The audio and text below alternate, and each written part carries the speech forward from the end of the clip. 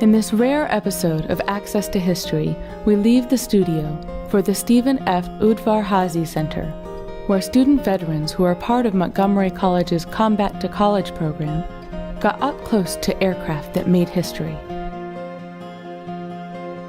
They also spent time with retired Air Force Colonel Joe Kinigo, who recorded over 900 hours piloting the famed Lockheed SR-71 Blackbird in military reconnaissance missions all over the world during the Cold War. Traveling up to 17 miles above the Earth at over 3 times the speed of sound, foreign powers tried to shoot down the Blackbird, but none were successful. Colonel Kinigo's presentation to the students during this visit contained information that at one time was top secret.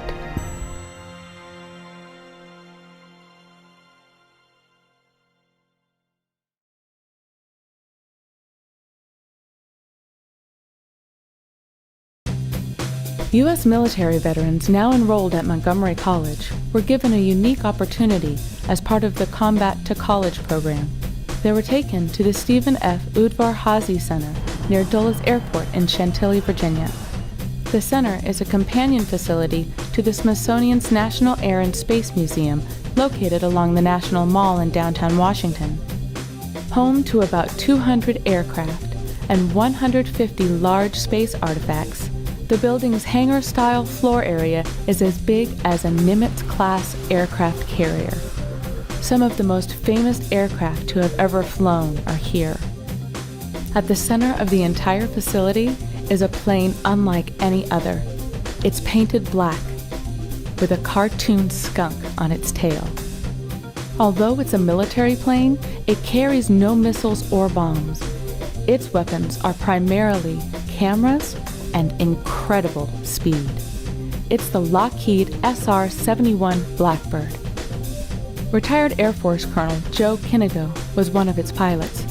On this day, he took the students in for a presentation that told its story. First of all, welcome to the Udvar-Hazy Center. I want to congratulate you and thank you all for your service. I know you are returning veterans, I understand, and all enrolling in college, and that's just absolutely fantastic. I have always been a big believer that the military is a great place to get a start, and then after that, when you kind of have a little bit of a feeling as to what you want to do with your life, to go ahead and start your college education. So congratulations to all of you for that. A lot of people think that the SR-71 was developed as a result of Gary Powers being shot down in his U-2 on May 1st, 1960. And as you'll see as we go through the dates, that's not actually true.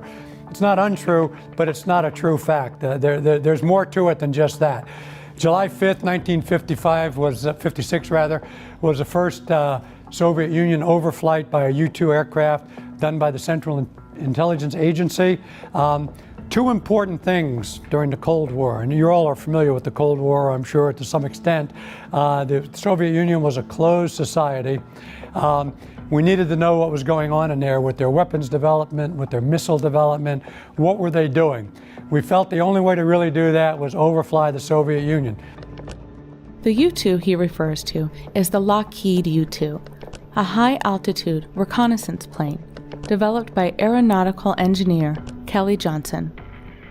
Earlier during World War II, Johnson led the design of the P-38 Lightning. P-38s were used during Operation Vengeance, where the U.S. located and shot down Japanese Admiral Yamamoto over the Pacific. Yamamoto was then the leader of the Japanese Imperial Navy and one of the key architects of the Japanese attack on Pearl Harbor. An original P-38 is currently on display at the museum. The U-2 was designed to fly above 70,000 feet, safe from the range of the Soviet MiG-17, their best interceptors at the time, and safe from Soviet radar and missile defense systems. Or so it was believed. First flight was in July 5th, 1956. Two very important things happened at that point. The first one was they found out, our intelligence experts and our scientists found out that The information that the U-2 brought back was second to none. It was fantastic. It was exactly what they were looking for. Great pictures. They could see the missiles. They could see what was going on in the Soviet Union. They could see the military bases very well. That was the good news. The bad news was that the Soviets knew the U-2 was there. They could see it on the radar. They could track the U-2. They knew it was there. So our scientists at that point felt that probably 4 to 5 years before Soviet missile technology caught up to the U-2. And boy, they hit that one pretty much right on the head, because it wasn't but 4 years later that Powers was shot down over the Soviet Union in his U-2, May 1st, 1960. Following that, in 1962, when President Eisenhower worked with Khrushchev to get Powers back, there were no more manned overflights of the Soviet Union. So the U-2 didn't overfly the Soviet Union anymore. The SR-71 never overflew the Soviet Union. You'll hear a lot of people say, oh yeah, the SR-71 was overflying the Soviet Union. Never happened, because Khrushchev said in 1962 that he'd release Powers as long as we didn't stop all the manned overflights of the Soviet Union. We agreed to that, so we didn't do that anymore. But that's the time that the satellites were back online, and we had unmanned vehicles that were being able to do the same sort of thing. So between 1957 and 58, well before CIA pilot Gary Powers was shot down over the Soviet Union, Project Gusto was launched to develop a successor to the U-2 reconnaissance aircraft. This is a handwritten note that Kelly Johnson did, probably at the Lockheed cafeteria in Burbank. And you see up here it says, basically, redesign of the U-3. At that point, he was calling it not a U-2, but a U-3. He didn't know what to call it. He had all his parameters here, requirements, high altitude.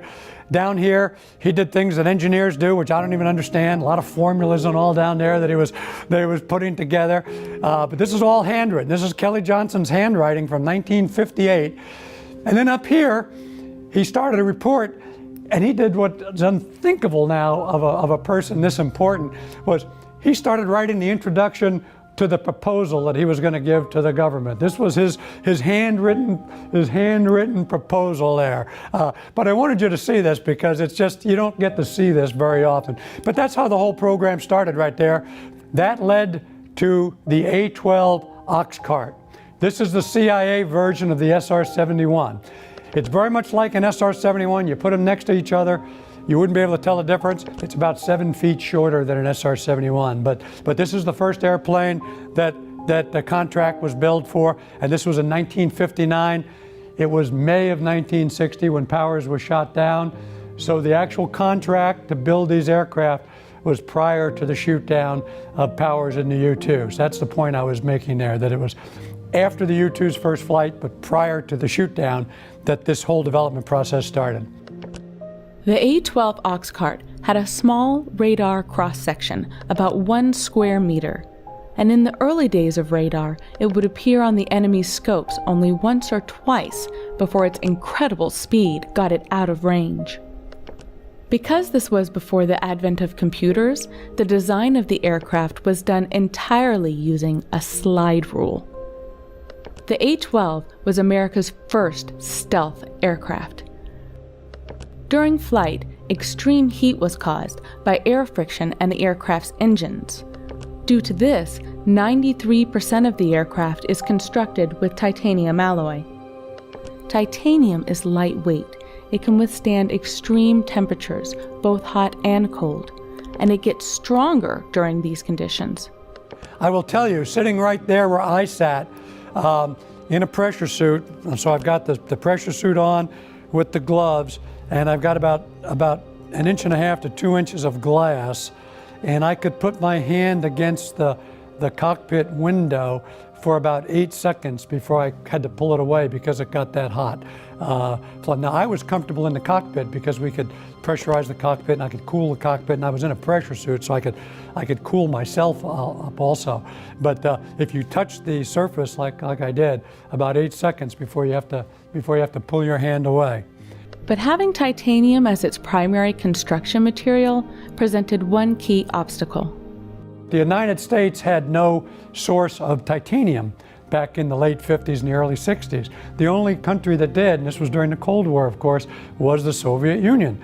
So the Central Intelligence Agency opened basically a storefront in Maryland, an international business that then opened a storefront in Europe as an international business, and then went into the Soviet Union and bought titanium, and that had shipped back to Europe, at which time they then shipped it to Southern California, where they used it to build the SR-71 that then flew in the Cold War against the Soviet Union, which is a great story.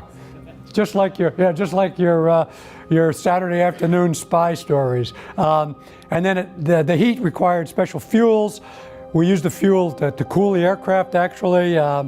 Special hydraulic fluids. Hydraulic fluid also has a consistency of molasses. You have to heat it before you can actually run it through the engines and all. So there's a lot that goes into getting the airplane ready to fly, but that's all as a result of the heat. Heat created by the aircraft cruising at around 90,000 feet above the Earth at Mach 3.2, which is about 2,100 or 2,200 miles per hour, or 36 or 37 miles a minute. If it was possible to fire a high-powered rifle like the 30-06 from coast to coast and maintain its muzzle velocity, the Blackbird would arrive about 5 minutes before the bullet. We always had a joke that you didn't know there's nothing like being lost at 3 times the speed of sound because you're really getting lost quickly. The obvious main source for all this speed, the 2 massive engines.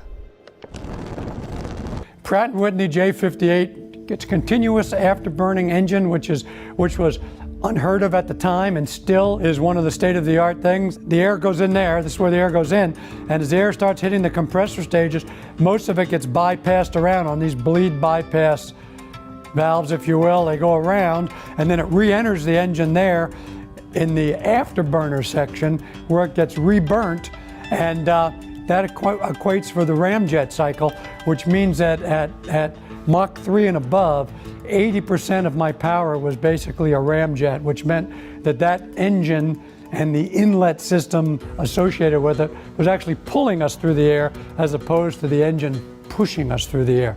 So you save a lot of fuel by doing that. I mean, we burnt an awful lot of fuel in the SR-71, don't get me wrong, but the airplane became more fuel efficient the faster you flew. This is an engine on a test stand and an engine run. And I showed you this because the maintenance guys would run engines a lot out at Beale Air Force Base on the SR-71.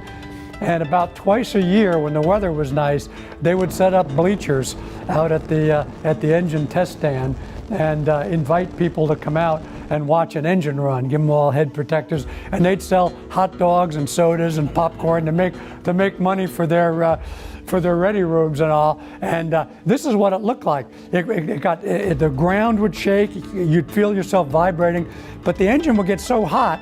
So there's the front part of the engine, there's the afterburner part of the engine. It became almost translucent. You could almost see through it, through the engine actually. And the way you could tell if it was operating on all cylinders and everything was burning perfectly was 13 of these diamonds. If there were 13 diamonds and they would count them, the engine would be operating actually at its max capacity, and that's how then they'd shut it down and we'd all go away. Designing the aerodynamics for any aircraft is critical, but for one capable of traveling over 3 times the speed of sound required unique characteristics. The sonic boom on all airplanes comes off of the nose. And then when the sonic boom comes off of the nose and the air is disrupted, you want the air to hit all the other surfaces basically straight on, like a regular airplane flying at 25 or 35,000 feet. So everything has to be built so that air hits the wings, the engines, and all straight on. So if you look at it, look at the engine. These engine spikes that are out in the front, they are cantered down and in. That's so that the air coming off here hits them directly. The wings, you see the bending of the wings?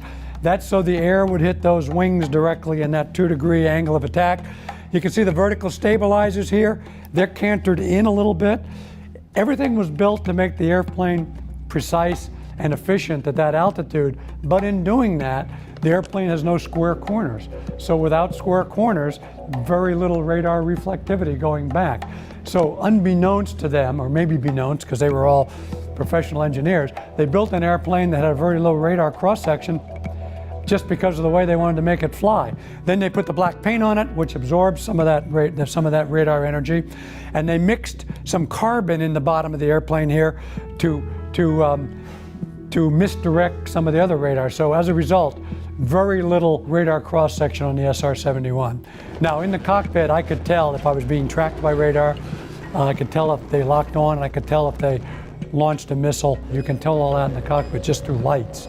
People ask me, have I ever seen a missile? I never saw a missile in flight. I had several missions where I actually saw launch lights in the cockpit. I looked out, but I did not myself see a missile, but we've had guys see a missile.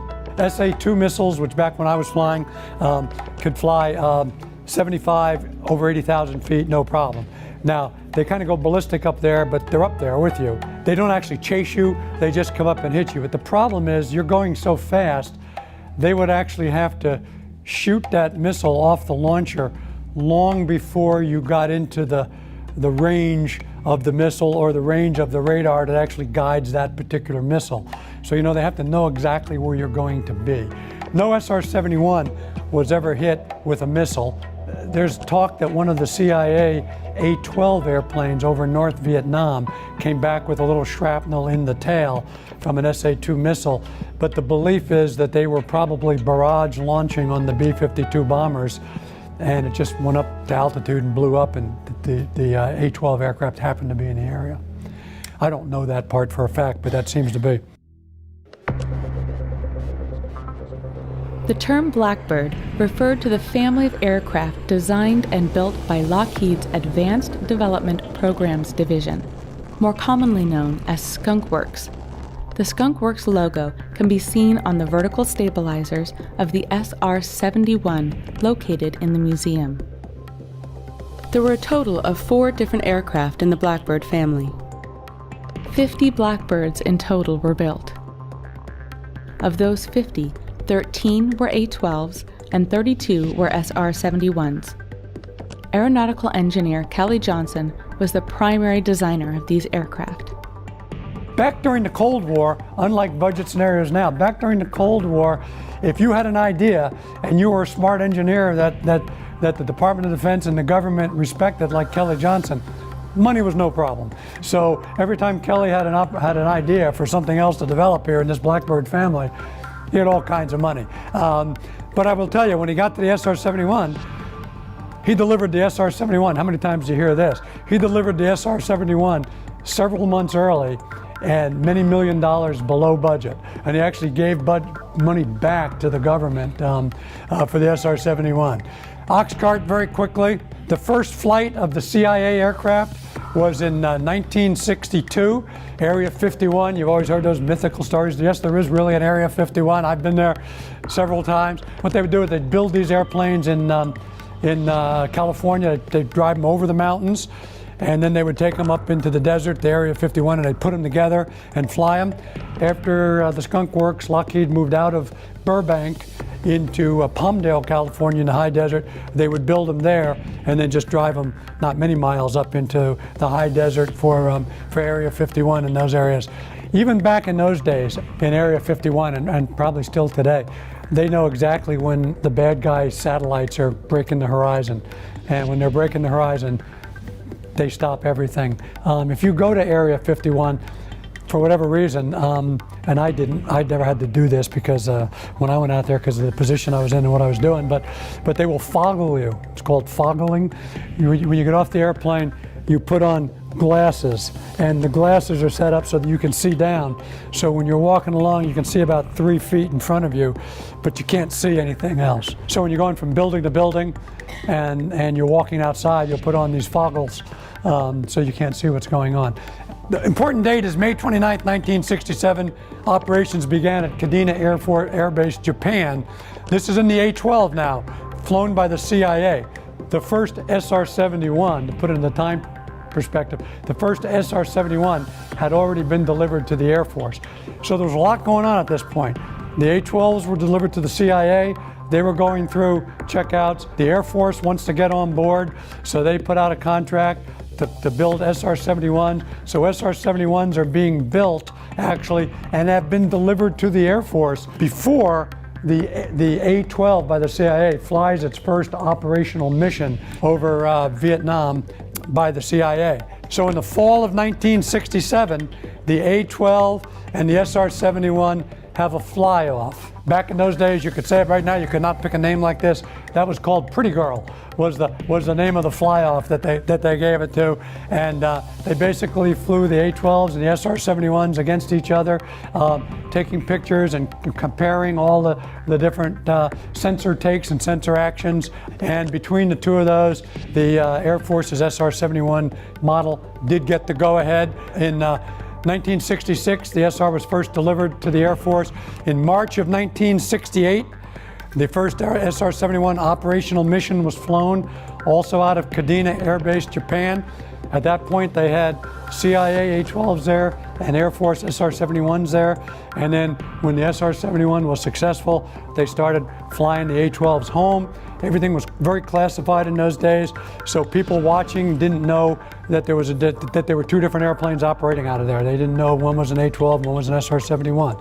And in 1968, the A-12 program was terminated.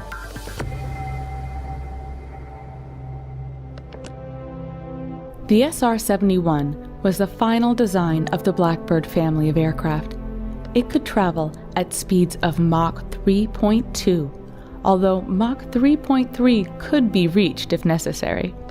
Its maximum altitude was 85,000 feet. At those altitudes, you can see the curvature of the Earth, about 350 miles.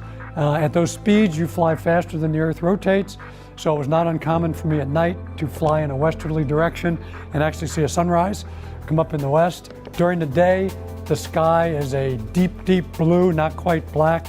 You can see the different shades of blue as you're looking down into the black. You can see some of the brighter stars during the day, and my guess is what you're seeing are probably the planets, Venus and Mars and all. At night, you cannot see constellations like we see them here, you know, Orion and Pegasus and those things. You can't see those, the Big Dipper, because at night, the entire sky is up that altitude is just one big Milky Way. I mean, it's nothing but stars. It's just the most beautiful sight you've ever seen in your life. It's absolutely incredible. I was flying a mission over the North Pole once, and because of the way the Earth is shaped and longitude and latitudes up there, got over the North Pole. I had about an 18-minute transit to go all the way across the pole. And in 18 minutes, I had a full moon rise over my right shoulder in the cockpit and set to the left 3 complete times. The moon just went around the cockpit like that 3 complete times. It was absolutely the most amazing thing I had ever seen. At over 80,000 feet and speeds exceeding Mach 3, SR-71 pilots have ejected. In fact, every Air Force crew member who ejected from one survived.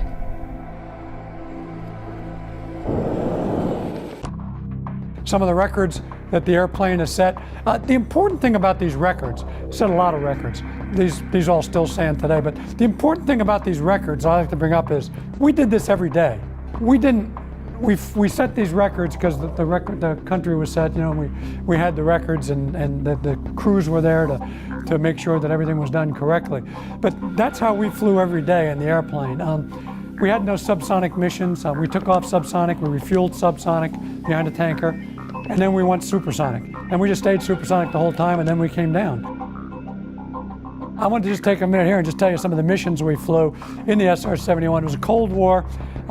Some of the fun missions we flew, and as veterans, my very first mission out of Okinawa, Japan, was over North Vietnam. And we had cameras on board and all, but the weather didn't matter, where normally the weather did matter and you wanted a clear day and you'd delay sometimes and all, but the mission was over North Vietnam, and it was primarily to go over the Hanoi Hilton. The SR-71, because I told you the sonic boom coming over the nose of the airplane here creates that sonic boom, and then these spikes right here, they create a second sonic boom. So when the SR-71 flies overhead, you get a very distinct boom boom.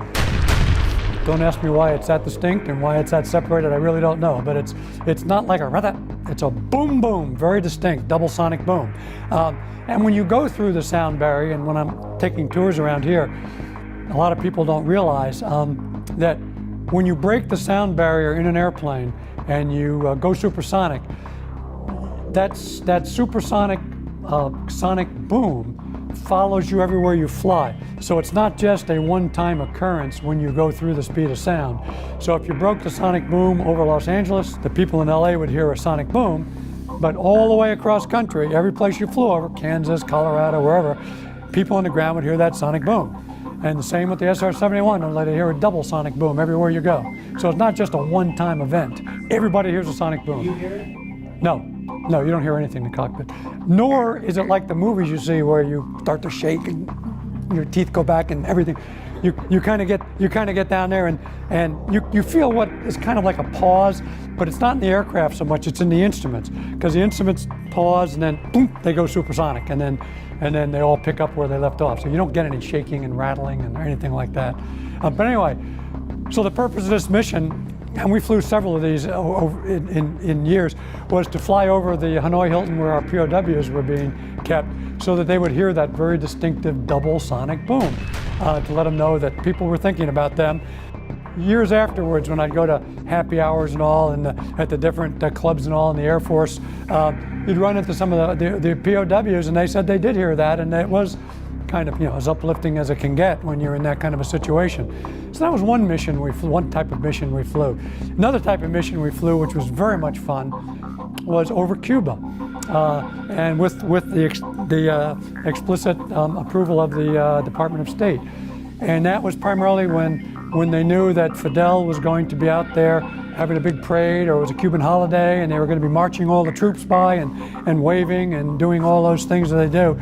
We'd fly right down the middle of Cuba, right when the parade was hitting stage center, and give them that big double sonic boom, so that they'd hear it on the ground. And then the other types of missions we flew were more of the standard missions, where we flew reconnaissance missions against the Soviet Union, against China, North Vietnam, North Korea, all those types of things where we're collecting photo imagery and electrical intelligence. The SR-71 carried numerous sensors. Among them were high-resolution cameras, side-looking radar, ELINT, or electrical intelligence recorders, and COMINT, or communication intelligence recorders. Now, we had a good comment recorder on board, but it was funny because we flew so fast, you couldn't catch a lot of a conversation that people were having. But that proved to be very good for the electrical intelligence recorders, because we could fly by a Soviet new radar that was out there that our intelligence people thought was on board. And if they turned that radar on, even for a couple of seconds, and turned it off, we had traveled such a distance that not only could we collect the radar waves from it, but we'd travel far enough to give a little bit of a triangulation, so that they could actually see not only what it was, but where it was. We had an astro-inertial navigation system on board. It tracked 3 stars, not unlike Star Trek. We had a star date. We'd put a star date in the airplane, and the airplane system would know what stars to track. And once it saw the sky, it would lock on the 3 stars. We promised the president, because of the sensitivity to our missions, that we would never be more than 300 feet off the center line of the mission track we were supposed to fly. And that astro-inertial tracker would keep us that. The reason we did that is like our flights along the Soviet and Chinese border. Back in those days, I don't know what they do now, but in those days, the Soviets declared a supremacy out to 15 miles that they owned out there. We said we gave them out to 3 miles, international law. So our missions were at the 3-mile point along the borders. That's why we get a lot of reactions from the Soviets, airplanes coming out, trying to come up and intercept, doing those types of things. Here's another mission that was really neat. This was during the Arab-Israeli wars in the end of '73, early '74. You all are too young, but that was a time frame we were having another gas crisis back in those days. Because of the political ramifications, our European allies weren't allowing us to overfly or fly out of their countries because they didn't want to upset the Arabs, of course, for the oil and the gas. So these are missions that had to be flown by the SR-71 from the west coast to east coast of the United States. We moved them from Beale Air Force Base to North Carolina, to the east coast of the United States. It's about 11,000 miles round trip, 10 plus hours. Probably, it was, I say 10 plus hours, it's probably more like 12 hours. But you can see it goes across the entire Atlantic Ocean, through the Straits of Gibraltar, down the Mediterranean, over the Sinai for about 5 minutes, and then comes all the way back and lands. We flew 9 of those missions, and every one of them flew just as programmed. No problems at all. The rules of engagement that we had was that if you got a launch light in the cockpit, you push the throttles forward to accelerate to maximum Mach, which was 3.2. So in this case, you'd accelerate from Mach 3.0 to Mach 3.2. Not a big deal, but a little bit of acceleration. And then the second technical thing we would do is look out the window to see if you see a missile. That's what the checklist said. And then if you saw a missile, what you didn't do was try to fly the airplane to avoid the missile, because they felt you were more likely to lose the airplane trying to juke around up there than the missile was to hit you. In the unlikely event that the crew was shot down, limited resources were available to them. In the survival kit of the SR-71, we had a small fold-up 22. Yeah. I'm not sure exactly what that was for, but we had a small 22 in there that we carried with us, and we couldn't carry a wallet or anything. We wore a name tag, and the U-2s still wear them now with your name on it, and your rank. It would say like Captain Kinnigo or Major Kinnigo, and that was so you weren't considered a spy. Did you have to wear your dog tags? Did not wear dog tags for these missions. For SR-71 pilots who would fly long missions that spanned the globe and lasted multiple hours, a common question was asked. How did you go to the bathroom on that? I've asked that a lot, but I'm not sure I've been asked on camera before. But number 2, you were just on your own. I mean, you just, and we had people do it. If people just went. I mean, you just went, and we had people that just got sick or something and just had to go, but that you just go. Number 1, it was easy. You put on a thing called a urinary control device. It's like a condom basically, with a tube coming out the front. You put it on, it comes outside your suit, and it goes down a tube, and it goes in your pocket, and it goes into a plastic bag in your pocket, and it's got a sponge in there. You leave it on the whole time? Oh, no. Well, no, yeah, you left the UCD on. Yeah, you put that on before you had to put it on first, before you put your pressure suit on. You got in the airplane and you were all hooked up, ready to go. If you had to go to the bathroom, then you would put a little air on it, and then you kind of open up the valve and you go to the bathroom, and then you could turn it off, shut it down. I think we were all thinking that. I've been asked that question on 6th grade tours out here. Everybody wants to know that. Yeah, you gotta be careful how you explain it to a 6th grader, but no, you need to. Yeah, that's what we did. After the presentation, the student veterans left the conference room, and Colonel Kinnigo took them on a brief tour of the museum. This airplane that you see right here, it's a Newport 28. In 1914, World War I started, right? In 1918, we sent our first soldiers and airmen over to Europe for World War I. When our airmen got over there, we had no airplanes. We had no airplanes because we didn't develop the aircraft industry at all. We had to buy airplanes from the French. And so the first airplanes we flew was this Newport 28. Newport 28 is a complete fabric airplane. This is all fabric over wood. It had a pesky problem that the French didn't like, in that the fabric on the top of the wing would come off. And when the fabric came off, the airplane would crash.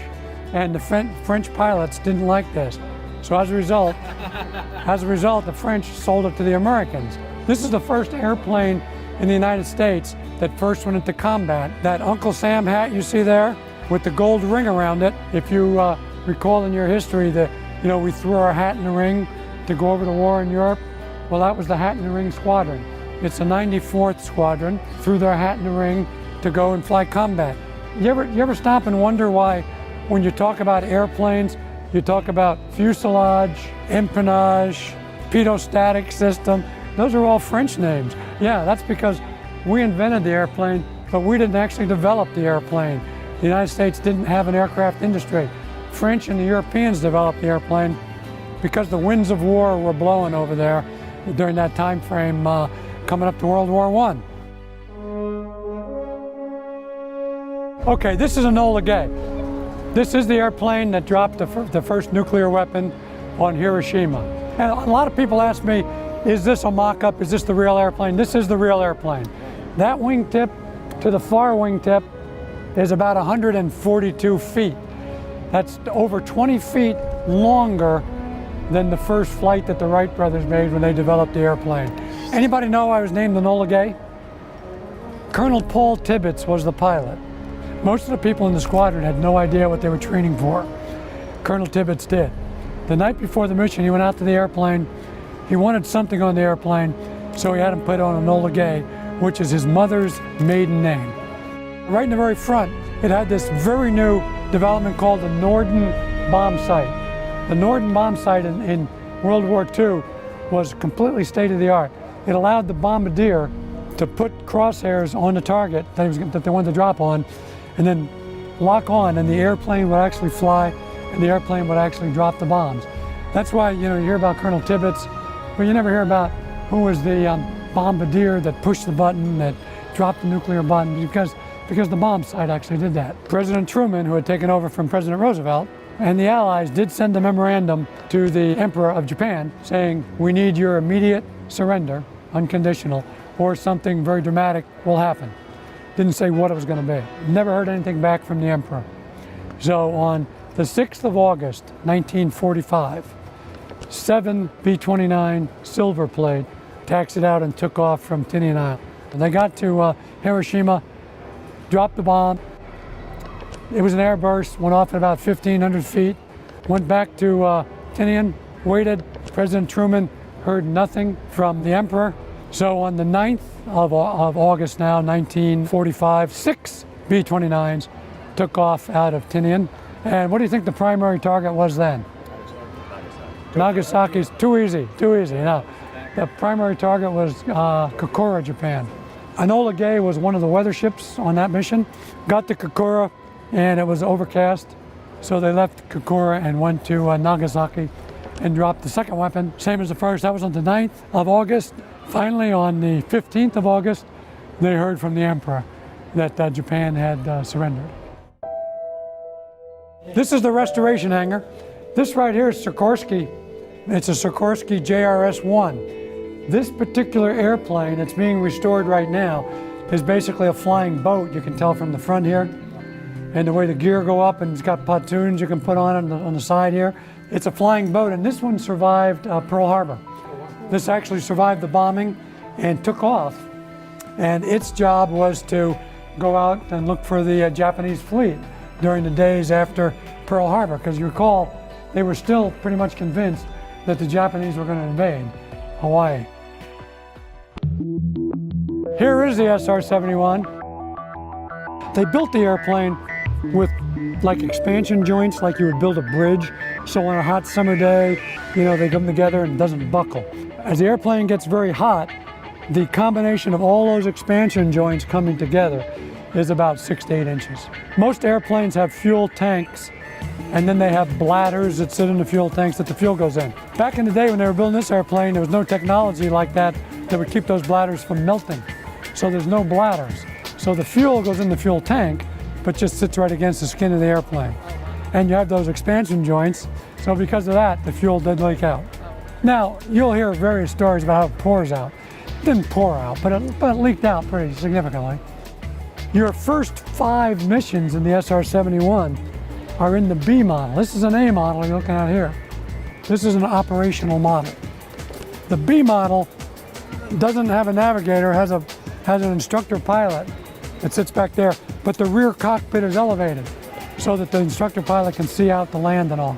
You only get 5 missions in the B model, to train, and the 5th mission is your check ride. So you really only get 4 missions to train, and you got to learn how to go Mach 3, climb, refuel, do all those things. So you had to come there being able to fly fast airplanes. You had to come here knowing how to air refuel.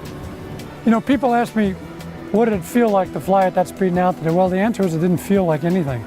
I'm sitting so far forward, I can't turn my head far enough to actually see the airplane. So I don't see any airplane. So I'm in the pressure suit breathing 100% oxygen, so I don't smell an airplane. And I'm in that pressure suit with the air blowing in my head. I don't hear an airplane. So it's like going 36 miles a minute on a telephone pole, and it's very smooth.